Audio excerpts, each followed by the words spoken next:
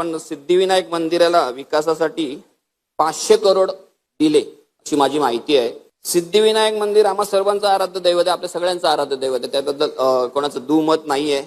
त्या परंतु सिद्धिविनायक मंदिराला भाविकांकडून करोडो रुपये मिळतात. मी तिथे मी राहतो तिथे, मला माहिती आहे. जेव्हा सिद्धिविनायक मंदिर असं छोटंसं होतं ना, तिथे बाजूला एक नळ होता, आम्ही समोर त्या ग्राउंडवर खेळायला जायचो आणि तिथे हातपाय धुवायला जायचो. तेव्हापासून मी सिद्धिविनायकाचा भक्त आहे, मला माहिती आहे. नंतर नंतर ते काय वाढत गेलं, कसं वाढत गेलं सगळ्यांना माहिती आहे. परंतु ज्या मंदिराकडे स्वतःचे करोडो रुपये असताना जे मंदिर अन्य संस्थांना करोडो रुपयाची देणगी देतं, त्या मंदिराला आपण 500 करोड का दिले? कशासाठी दिले? शिवशोभीकरणासाठी. कसलं शिवशोभीकरण?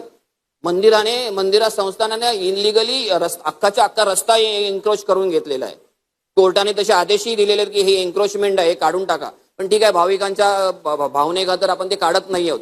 त्यापेक्षा मंदिराने आजूबाजूच्या परिसरातल्या इमारतीतली जी लोक आहेत त्यांना कन्व्हिन्स करावं, त्यांना चांगल्या ठिकाणी कुठे शिवाजी पार्क सारख्या ठिकाणी चांगली घरं द्यावीत, त्यांची घरं विकत घ्यावीत आणि त्यांचा परिसर जो आहे मंदिराचा तो मोठा करावा. तुम्हाला महानगरपालिकेच्या 500 करोडची गरज काय? मला वाटतं प्रशासनाने यावर मला थोडंसं, हा जी काही पैशाची उधळपट्टी चाललेली आहे याच्यावर थोडंसं मला विश्लेषण करून सभागृहाला सांगावं.